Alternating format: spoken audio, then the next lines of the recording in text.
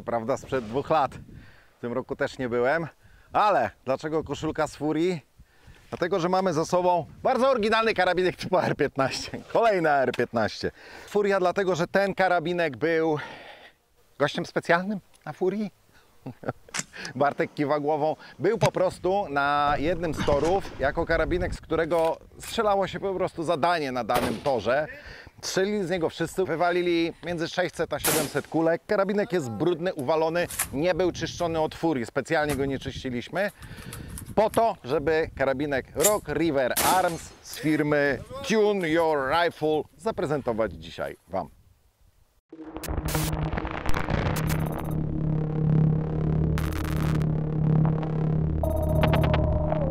Kolejny bardzo oryginalny karabinek typu AR-15, czyli klasyczna AR-15 z lufką 11,5 cala. Dziwaczna długość dla mnie, no ale okej. Mój PWS ma 11,85.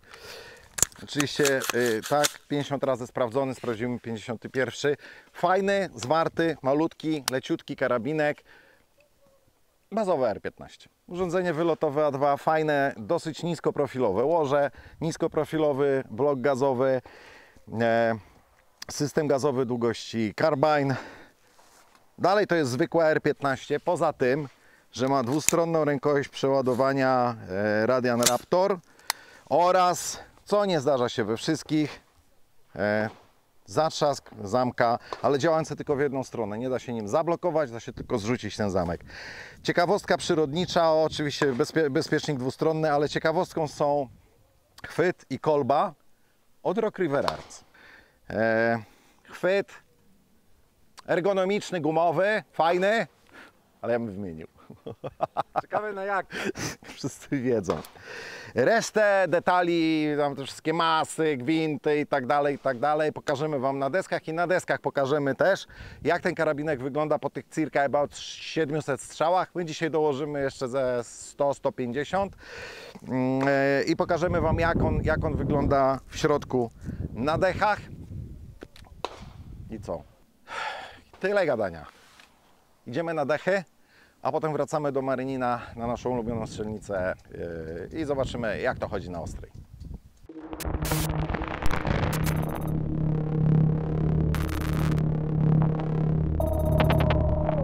Przed Wami na deskach karabinek Rock River Arms z lufą o długości 11,5 cala, który nazywa się, uwaga, RRA LAR 15 TYR CQB 11,5 Enhanced, tak? Czyli Rock River Arms, nazwa producenta, LAR 15 to jest typ tego karabinka u nich przez RRA oznaczony. TYR to jest Tune Your Rifle, czyli nazwa dystrybutora w Polsce. No jest CQB 11,5 Enhanced, no to raczej tłumaczenia nie wymaga. Karabinek nie jest nowy, jak widzicie. Jak się przyjrzycie tu na kolbie, na chwycie, on jest generalnie brudny. Jak go za chwilę odwrócę na drugą stronę, to zobaczycie, że on jest też troszeczkę poprzycierany, bo on był na Furii. Ten karabinek, jak go rozłożę, bo pokażę Wam, jak on wygląda w środku, chociaż to jest zwykły AR, no to on będzie brudny. Więc ja się uwalę, ale celowo nie czyściliśmy tego karabinka, bo po prostu chcieliśmy, żeby on był zwykłym, używanym karabinkiem, a nie nówką czy karabinkiem świeżo wyczyszczonym. Zanim go rozłożymy, to może przejdziemy sobie przez jego dane techniczne, takie zupełnie bazowe. No to już wiecie, że karabinek ma lufę długości 11,5 cala. Wykonana jest, nie znalazłem informacji, mimo że szukałem i na stronie producenta, i na stronie dystrybutorów różnych, naszych, tu polskich i w ogóle. Nie znalazłem informacji dokładnie o tej stali. Jest to stal chromowo-molibdenowa, zakładam, że 41,40 albo 41,50, ale nie jestem w stanie Wam powiedzieć. Producentem lufy jest firma Wilson Arms. Skok gwintu 1:7. Kaliber producent podaje jako 223 łamane na 5,56, więc można założyć, że komora nabojowa jest typu Wild. Lufa jest zakończona standardowym gwintem 1/2 na 28, na którą nakręcone jest urządzenie typu A2 Osadzony jest niskoprofilowy blok gazowy, nieregulowany i rurka gazowa systemu, jak się możecie domyśleć, Carbine. To wszystko jest osłonięte w 3/4 albo w 4/5, nie, w 3/4. Lekkim aluminiowym łożem z systemem M-LOK na 3 powierzchniach, 2 bocznych i spodniej. Od góry oczywiście szyna MIL STD 1913. Łoże oczywiście jest wykonane z aluminium, anodowane na twardo, anodowaniem typu 3 w kolorze czarnym i producent chwali się, że ma obniżoną masę z uwagi na bardzo mocne powycinanie po prostu otworów ulgowych w nim. Mocowanie jest też dosyć śmieszne, pokażę, znaczy śmieszne, no ciekawe, tak, bo to są nie tylko te 2 śruby. Jak rozłożę karabinek, to Wam pokażę po prostu, żeby teraz nie machać całą bronią. Komora spustowa i komora zamkowa to jest kute aluminium 7075 T6. Komora spustowa, żeby było ciekawie, zwróćcie uwagę, mamy ping-pong padla, mamy bezpiecznik i tu mamy zrzut magazynka, a po drugiej stronie mamy to wszystko oczywiście zdublowane. I to jest cecha charakterystyczna tego karabinka, tak? Magazynek, zamek, bezpiecznik. Przy czym w przypadku zatrzasku zamka to jest tylko zatrzask. Znaczy można zwolnić, nie można go zablokować tą dźwignią. W standardzie, to oczywiście też Wam pokażę, jak już rozłożymy ten karabinek, jest dwustronna rękojeść przeładowania. Tak, to wszystko jest standardowo w tym karabinku. Powiększony kabłąk spustowy, no i spust. Niby to nie jest jakiś spust, Bóg wie jaki, ale to jest spust jednooporowy RRA o oporze 2 kg i bardzo gładkiej pracy, czyli powiedzmy sobie, że to jest taki bardzo, bardzo mocno ucywilizowany mil-spec. Karabinek ma w standardzie taką, jak widzicie tutaj, ergonomiczną rękojeść gumowaną z tymi wycięciami na palce. To jest produkt Rock River Arms, nazywa się to Grip Black i ma kolbę taką w typie trochę SOP modowym. Nazywa się to RRA Tactical Cardstock Black i jest regulowana, jak w większości AR-ów, 5-pozycyjna masa tego karabinka, bez oczywiście celownika Aimpoint, wynosi 2,6 kg bez magazynka, czyli dosyć lekko, no ale broń jest krótka lufa, bardzo lekkie łoże, więc trudno się dziwić, że karabinek waży stosunkowo niewiele. Dobra, rozkładamy go, zobaczmy, co ma w środku. No to karabinek rozłożony, troszeczkę się ubrudziłem, może nie bardzo, ale jednak trochę tak. Jak widzicie, jest to zwykły AR. No tak, najnormalniejszy w świecie AR. Jest brudny cały czas po furii. W środku też będzie brudny, ale nawet jak przyjrzymy się na komorę spustową, to on nie jest jakoś bardzo brudny. Z tego co wiem, to chłopaki na furii go tam chyba ze 2 razy pukali w wodzie i troszeczkę przelali olejem i to było wszystko, co zrobili, ale to wygląda ładnie. Spust jest no, niby taki niespekowy, ale widać, że on jest trochę bardziej postarany. Jeśli chodzi o komorę spustową, no to widzicie, że komora typu cywilnego z tymi przewężeniami, a poza tym wykonana bardzo ładnie. To, co powtarzam wiele razy, to co ma być okrągłe, jest okrągłe, to co ma być ostre, jest ostre. Mamy jakiś tam szczątkowy lejek zaznaczony, nie jest to jakiś 8 cud świata, no ale jest. Mamy ten powiększony kabłąk, mamy tę ergonomiczną rękojeść, dwustronny bezpiecznik i kolbę typu, powiedzmy, wariacja typu SOPOT. Ona jest ciekawa, dlatego że jest taki guziczek z boku. Jak się go wciśnie, to tę stopkę daje się przesunąć i wtedy jakbyśmy jeszcze trochę zsunęli, to mamy dostęp do 2 tych komór takich z taką dwustronną, bliźniaczą, nazwijmy to, pokrywką, gdzie można sobie do tych boków, baki wsadzić jakieś bateryjki czy coś takiego. Tak, przy czym dostęp nie jest stąd, a jest od tyłu. Więc komora spustowa jest wykonana naprawdę bardzo ładnie. Jak popatrzymy sobie na komorę zamkową z lufą, no to A2 typowa. Zobaczcie, jaka ta lufa jest w środku pierdzielona. Tu mamy niskoprofilowy blok gazowy. No i to leciutkie łoże. Powiem wam, że ta komora z lufą jest naprawdę bardzo lekka, jak ją się tak trzyma. Super to jest wyważone. No i widzicie tutaj slotem loka, 4 z boku, 4 od dołu, 4 z drugiej strony i zobaczcie, jak to jest powyżynane. Wszędzie, gdzie się tylko dało, to powycinali. No i zawsze kilkanaście gramów jest urwane. I zobaczcie system mocowania. On jest tu na 2 śrubach zaciskowych, ale on ma jeszcze od spodu takie 2 śruby dociskająco-ustalające, które będą zapobiegać przekręceniu się, chociaż jak widzicie tutaj są też takie wypustki zrobione, które blokują łoże o komorę zamkową, tak? No komora zamkowa kuta, no kuta komora zamkowa ADR-a, no jak może być wykonana kuta komora zamkowa ADR-a? I to jeszcze nie kosztującego mało, więc no ładnie. Podobnie jak w przypadku komory spustowej, nie ma się do czego przyczepić, żadnych śladów obróbki narzędziowej, żadnych jakichś takich rzeczy. No nic, po prostu wszystko tip-top.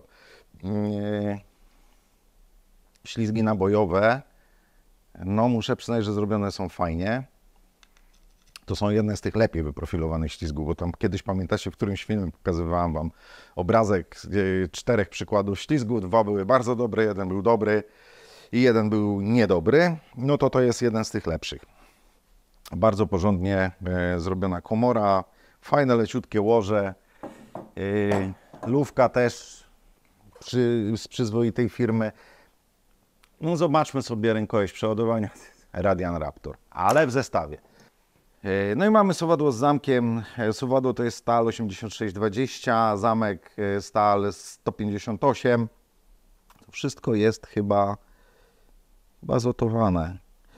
No powłoka trochę taka jak w stagu, tak? Czyli taka niby półmat, ale taka dosyć śliska, więc łatwo się czyści, trudno się brudzi. Popatrzmy sobie w suwadło do środka. Bardzo delikatne ślady po obróbce tutaj. Pod palcem je trochę czuć, ale to są takie ładnie zostawione ślady. Suwadło typu wojskowego, czyli z długim ogonem. Klucz gazowy zapunktowany, no nie wiem, tak? Mam nadzieję, że to wystarczy. Gdyby nie, to trzeba będzie na to po prostu uważać. To jest zespół ruchomy po 700, 650, 700 strzałów. Więc zobaczcie, że on wykazuje bardzo minimalne oznaki zużycia, głównie tylko tam jakieś lekkie przytarcia powłok. No oczywiście sprawdzimy, czy zamek zapada na ryglozę. Nie zapada na ryglozę. Rygle są naprawdę fajniutkie. One są w ogóle ładnie wykonane. Ten zamek jest bardzo ładnie, bardzo precyzyjnie wykonany. Nic się w nim nie sklepuje. On się zużywa po prostu normalnie jak zamek podczas eksploatacji, tak? No dobrze. To już tyle gadania o tym karabinku na sucho. Lecimy na strzelnicę, dostrzelimy jeszcze tamtę setkę z hakiem, strzelimy sobie na szybko, na krótko i zobaczymy, jak ten Rock River Arms z lufą 11,5 cala będzie strzelał na 100 metrów. Tradycyjnie test 8 kropek z 8 rodzajów amunicji.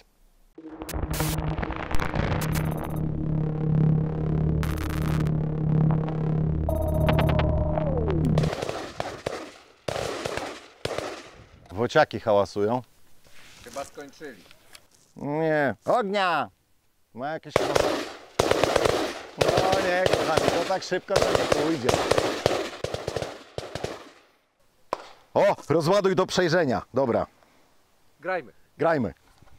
Lecimy z naszym Bieda Operators Readiness Test, jak zwykle.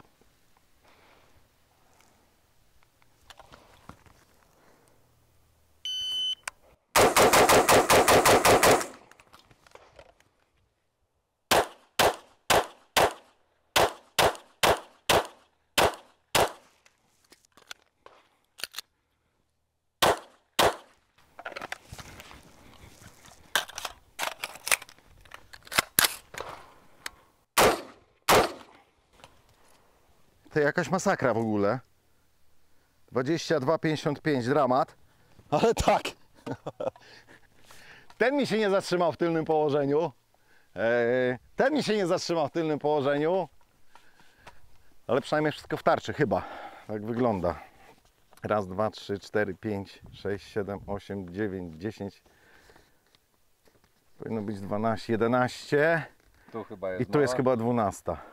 22,55. Zamotałem się z tym, tak widziałeś. Jeden nie stanął, drugi nie stanął. Zamek, suwadło, zespół ruchomy w przypadku karabinka. Kopie. Skórkowane kopie niestety. Krótka lufa. Krótka lufa. Krótki system gazowy. Karabinek jest lekki. I niestety kopie i to czuć. Ale radą może być na to, co dzisiaj sobie włożysz do swojego staga. Tak? Czyli hydrauliczny buffer, znany z filmów wcześniejszych. Spust. No mil-spec. Tu w ogóle nie ma to tamto. Jeden opór, kładę palec, ciągnę, pach. Zwykły mil-spec. Normalnie pracujący, nie chamski, zwykły mil-spec. Wygodna kolba, chwyt spoko, ale do wymiany na grotowski, przynajmniej dla mnie. A poza tym to zwykły AR. Lecimy teraz dubleciki. Strzelimy sobie tradycyjnie 5 dublecików z timerem i zobaczymy, jak to wyjdzie. Chociaż pierwsze wrażenia, tak jak mówiłem, kopie, ale taki króciak to musi kopać. Dwie rzeczy, które można zrobić na szybko. Urządzenie wylotowe i zignoruj, i buffer. Ok. Zamotałem się i złapał tylko jeden. Fajnie. Ponowna sugestia. Gdyby jakaś firma chciała nam zasponsorować nowy timer, to chętnie przyjmiemy. Nie, bo tu jest czułość zwiększona. Jak żeśmy skończyli wtedy te dublety strzelać, to zaczął łapać to, co strzela WOD, a teraz mi załapał kuźwa jeden strzał, no.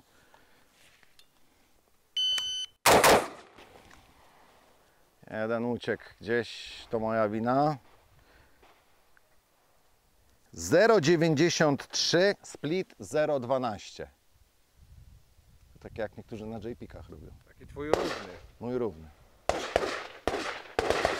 Na zwykłym spuście mil-specowym. 0,98 załapał 1, czyli pewnie byłoby z 1,1 plus minus. 0,89 znowu 1. No niestety, timer dogorywa.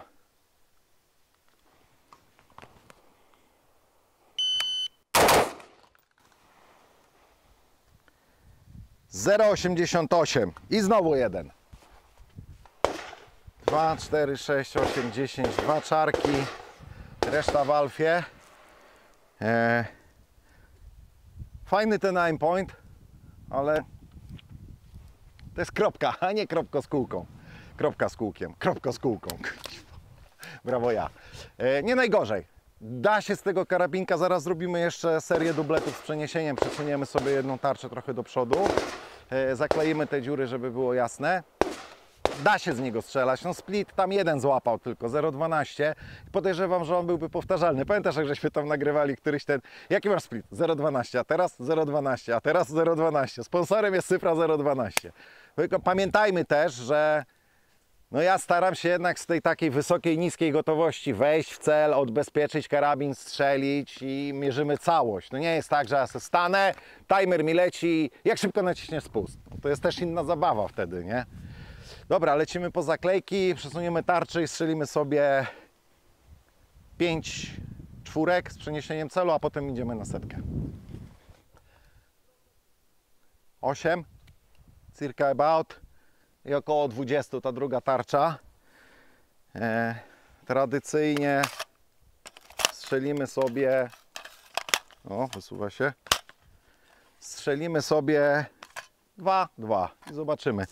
Zobaczymy, jak ten timer załapie, ale coraz gorzej z nim jest, niestety.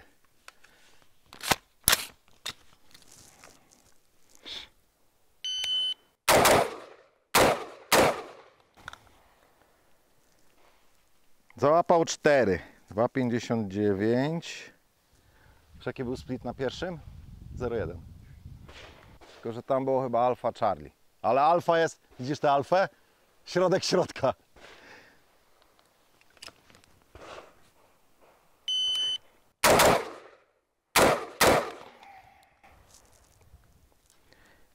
Załapał 3, 2,84.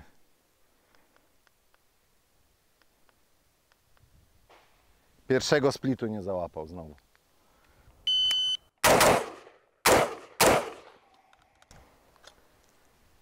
Znowu 2,45. Pierwszego znowu nie załapał.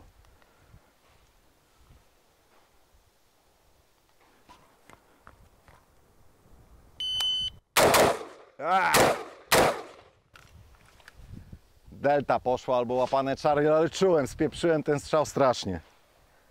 2,63. Załapał wszystkie.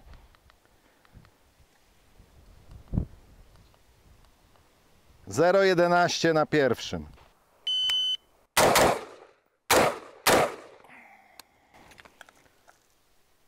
Dwa 71. Załapał wszystkie. 0,12 na pierwszym. I ostatnie.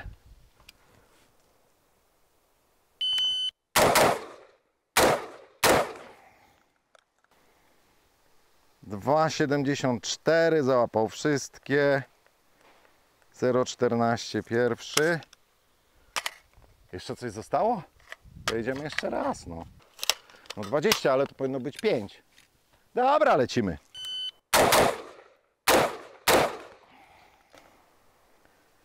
Dwa 58 znowu wszystkie załapało. 0,14 na pierwszym. I dwa zostały, to już nie będziemy tego strzelać.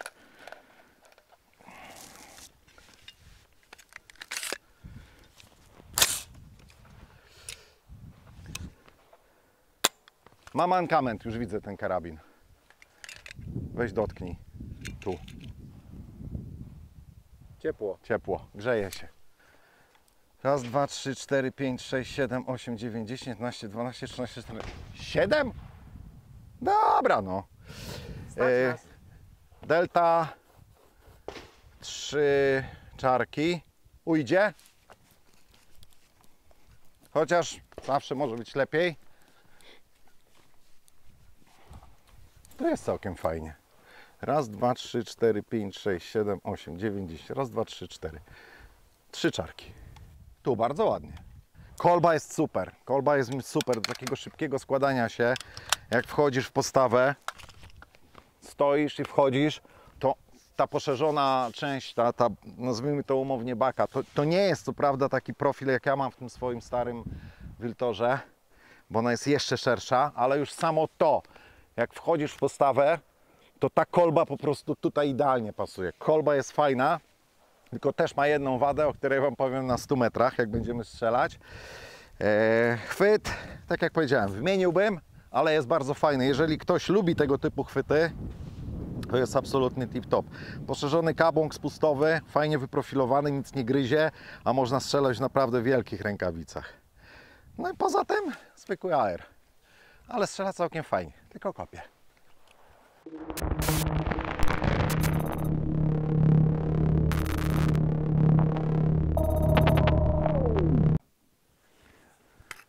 No to 100 metrów.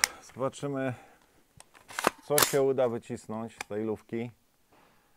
Tradycyjna 8 kropek, 8 rodzajów amunicji i zobaczymy. Pierwszy. Dziadek tradycyjnie, końcówka. Jest przystrzelany na 50 metrów, ale celuje w kropkę, więc będzie pewnie z lekkim przewyższeniem. Zobaczymy, jak bardzo lekkim.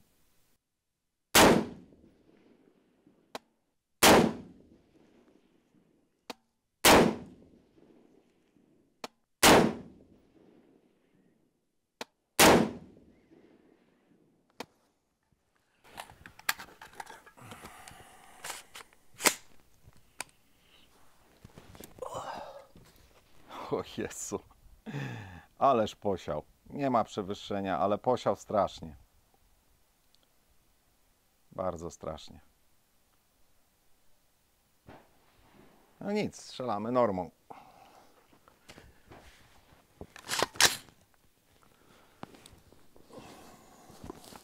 O.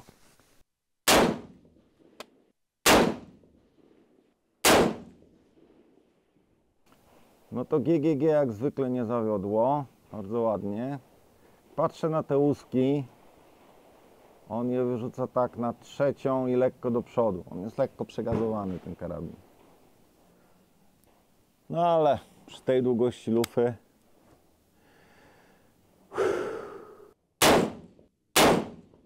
PMC nie najgorzej. Na razie The Winner is GGG.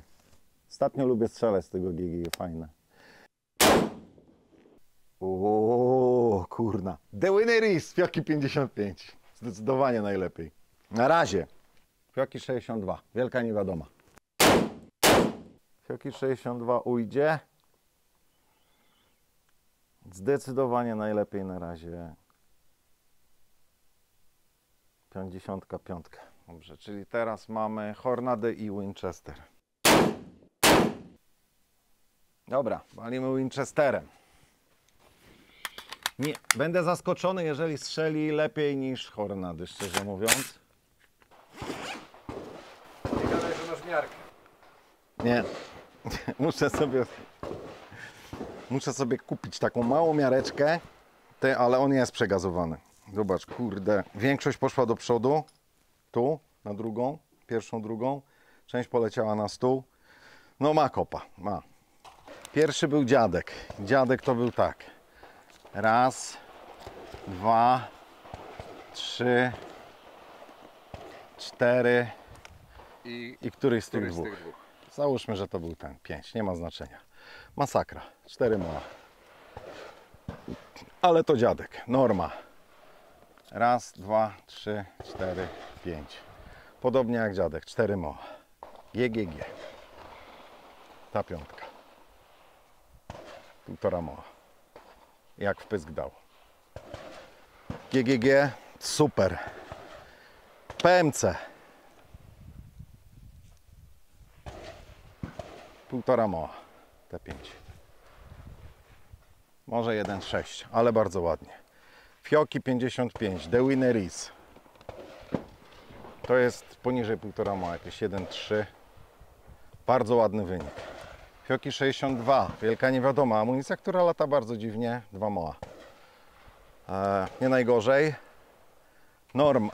Hornady. Raz, dwa, trzy, 4, 5. 3 mała. Winchester. Zaskakująco dobrze, też około 3 mała. Zwykle bardzo sieje, dzisiaj posiał mniej. Jaka amunicja do tego karabinu? Fioki 55. Najpierw GGG i PMC jako drugie. Bez zaskoczenia. Te 3 rodzaje kulek latają naprawdę najlepiej na tych normalnych budżetowych HR-ach. Tu poniżej 1,5 mała z Fioki 55. No naprawdę respekt. Fajnie wyszło. Bardzo fajny wynik. Zwłaszcza, że strzelałem ze zwykłego powiększelnika razy 3. On, jak się przyjrzeliście na filmie, trochę nieosiowo. Już mi się nie chciało dopasowywać wysokości montażu, ale widać. Widać całkiem nieźle. Dobrze. Teraz już nie filmuj, bo wieszamy tarczę do drugiego filmu. Wiem, żebyś nie filmował. No, ale miałeś coś powiedzieć jeszcze. A że kino drogi? Tak. To kino drogi. No i sfilmował, jak wieszam następną tarczę.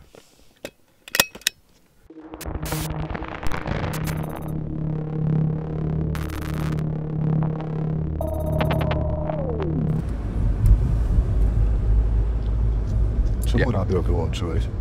Żeby nie było roszczeń z strony Z YouTube'a. YouTube'a. A słuchać mnie tam w ogóle? Tam widać, że mówię? Widać, że mówisz, ale czy słychać? To się okaże.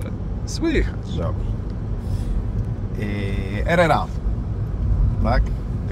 Od Tune Your Rifle, czyli od polskiej firmy, która... Oni się specjalizują w lufach do long range'a tak naprawdę. W ogóle w budowaniu karabinów do long range'a. Jak tam u Maćka byłem w biurze, jak zobaczyłem, ile tam surówek luf w magazynie mają, to po prostu ja pierniczę. Oj grubo, oj grubo. Osady, zamki, no tak jak... Ja się nie znam na long range'u, w ogóle się nie znam na long range'u, ale jak miał sobie złożyć karabin, to chyba wiem, do kogo bym poszedł. Tylko mnie nie stać. Musiałbyś sprzedać 2 nerki. Albo wszystkie te AR-y, które mam, żeby sobie kupić taki karabin. Ale mają RRA. Ten, który my dzisiaj mieliśmy, z tą 11,5 cala, on kosztuje ile tam? 7500 plus minus 7,5 koła. Fajny AR, mały, zwarty, zgrabny. Długości mojego PWS-a w zasadzie, no bo przecież mój PWS ma 11,85. Taka długość, jaką lubię. Ten karabinek, leciutki, fajne tułoże takie ładnie dopasowane do ręki. Fajna kolba. Strasznie fajnie mi się strzelało na tych dublecikach z tym wejściem w cel. Fajna. Nie tak dobra jak Printor, ale naprawdę chipy 5, ale podobna klasa. Chwyt, mimo że ja nie przypadam za takimi ergonomicznymi chwytami z gumy, spoko. Bardzo fajny, bardzo duży gabłok, oczywiście dwustronny spust, dwustronny Raptor. Raptor ile teraz kosztuje? Ponad 600 chyba, nie? Ja. Co on tam jeszcze miał? Zatrzask zespołu ruchomego, też spoko. Po drugiej stronie dla leworęcznego jest zatrzask magazynka. Działa nawet nie najgorzej. Co on jeszcze miał takiego fajnego, co nam się podobało? Mówię, spust, milspec, ale fajnie pracujący. Nie hamowa, ale milspec, po prostu. Ładnie zrobiony milspec. Jak się z niego strzela? No kopie. Króciutki system gazowy, króciutka lufka, urządzenie wylotowe zwykła, dwójeczka, no to on po prostu będzie narowisty. Najprostszy sposób na zmniejszenie narowistości, wymiana dwójki na jakiś gwizdek, taki o funkcji hamulca wylotowego, a jak macie więcej kasy, walcie w to shota, w ogóle nie ma to tamto, będzie różnica, wiecie jaka różnica, bazet. Miałem nie mówić, tym nie mogę. Zastanawialiśmy się przez chwilę, bo Bartek zaczął oglądać i się dopatrzył śrubki na bloku gazowym. To nie jest jakiś regulowany? Nie jest. To jest stały blok gazowy, więc, no ale wymiana bloku gazowego wyjdzie kosztowo. Jeżeli nie zrobicie tego sami, to kosztowo to wyjdzie porównywalnie z tym kenshotem. Ja bym wsadził tego kenshota, naprawdę. Prostsze, a efekt będzie od razu odczuwalny i na każdej amunicji. Wiadomo, jak znajdziesz precyzyjnie regulowany blok gazowy, precyzyjnie wyregulujesz, ale tu nie ma takiej potrzeby. To chyba nie do tego karabin Nie. To jest taktyczny karabinek, taki fajny na tryganik jakieś, na taktyczne zawody, na furię, po której nie został wyczyszczony. Z tego co opowiadałeś, tam zdrowo w dupę dostał. Tam słyszałem, że był zapiaszczony, to czyszczenie polegało na przelaniu go wodą po prostu i spryskaniu smarem. Odrobinę. No. Więc... Przeszedł test ten na M. Więc no daje radę. Przy szybkim strzelaniu widzieliście, mimo że on kopie, da się fajnie z niego strzelać. Splity, kurna, no dobra, no tam timer nie łapie wszystkiego, ale wychodziły te granice jak 1.012 przeciętnie na wojskowym spuście z wejściem w cel, z takiego dość prostego AR bez żadnych bajerów. Spoko. Na 100 metrów to Fioki 55 to dzisiaj poleciało naprawdę jak złoto, poniżej 1,5 moła. Uważam, że to jest super wynik na taki karabinek. I tak jak żeśmy mówili przy tarczy, The winner is Fioki 55 i drugie miejsce ex aequo to jest PMC i GGG, czyli zero zaskoczeń. Tak? Te trzy marki amunicji latają dobrze praktycznie na każdym karabinie. Oczywiście nie wziąłem dwunogu dzisiaj, bo po co? Wyłożyłem, żeby nie zapomnieć. I zapomniałem. Strzelaliśmy znowu z zamalowanej maty z workiem, z kolimatorem, tym Patrol Rifle Optim, tak, Aimpoint PRO, czyli wariacja na temat Combat 3. Muszę mieć takie do M4. Będzie wyglądał, nie wiem, wolałbym M3, M68, ale nie ma, no, więc chyba kupię tego. Tak poza tym ten RRA, bardzo fajniutki aerek, naprawdę bardzo fajniutki aerek. Do czego się przyczepię? Grzeje się, to ciasne łoże, krótki system gazowy i czuć go, jak się łapie ręką, czuć go w obrębie bloku gazowego i czuć go przy samej obsadzie lufy. Tam, Bartek, to łapałeś, to po wystrzeleniu, myśmy ile tam wystrzelili? Z półtora magazynka? Z Około 50 sztuk, no. No i górna sorry, ale już było czuć, że on się będzie grzał. I grzeje się co prawda tak jak XM177, gdzie strzelasz 20, zastanawiasz się, jak go chwycisz, żeby nie dotknąć żagielka. A po kolejnych 20 już nie ma znaczenia, jak go chwytasz, bo się grzeje strasznie. Więc tak, grzeje się. To jest taka rzecz, do której można się od razu przyczepić, bo no, będzie się grzał ten karabin, po prostu. Czy ja bym go kupił? Nie. Dlaczego? Bo mam za dużo AR-ów. Ale gdybym potrzebował zwartego karabinka z lufą do 12 cali w przedziale więcej niż 10, nie więcej niż 12, no to tak. To bym się zastanawiał nad tym. Fajny jest. Jest fajny, jest bardzo fajnie zrobiony. Nie ma się do czego przyczepić pod względem mechanicznym, konstrukcyjnym w tym karabinku. Więc to wygląda na to, że to może być naprawdę solidna broń. Zresztą opinia za granicą chyba ma niezłe w Stanach. Podobno to jest jakaś duty broń No, w pewnych służbach amerykańskich. no więc jest jakaś tam obustronność w nim. Nawet powiedziałbym, że w zasadzie pełna, bo masz zatrzask z zespołu ruchomego, magazynek, bezpiecznik i z drugiej strony masz to samo. Więc prawo-lewo zupełnie spokojnie się ogarnia. No nie znam karabinka, który byłby prawo-lewo 100% i który by kosztował 7,5 koła. I miał Raptora. I nie byłby turecki. Bo Turka pewnie można kupić za tyle, ale tak, to chyba nie bardzo. Fajny, mi się tam podobał. No. Mi się tam podobał, mówię, gdybym nie miał, a miał mieć, to by było zdecydowanie podium, tak? A w tej kategorii cenowej to by było bardzo mocne podium, bo następny to jest chyba PWS, prawie 2 razy droższy, kosztujący tam w granicach 12 000, pod 13 podchodzi, więc no nie. Także tak, RRA, spoko karabinek, naprawdę spoko karabinek, ekipa, która go sprzedaje, Maciek, też jest spoko, tylko jak przyjdziecie do Maćka, nie dajcie się wkręcić w rozmowę, bo spędzicie tam 1,5 godziny. Albo sobie zarezerwujcie 1,5 godziny. Albo sobie zarezerwujcie przynajmniej 1,5 godziny, bo facet ma gadane po prostu, jest ultra sympatycznym gościem, ale ma taką gadanę, że potrafiłby buddyjskiego mnicha wyprowadzić po prostu, zagadać go na śmierć, tak. Aczkolwiek bardzo ciekawe, on jest fanem w ogóle long range'a i jak wiedzie na temat long range'a, to jest pozamiatane. To nie będziecie w stanie mu przerwać. Pozdrawiamy Maćka. Ale ja zamierzam się z Maćkiem wybrać na nauki. Mnie też, chodź pojedziemy do Skarżyska, postrzelamy. Dobra, możemy pojechać. Ciekawy, czy w coś trafię w ogóle.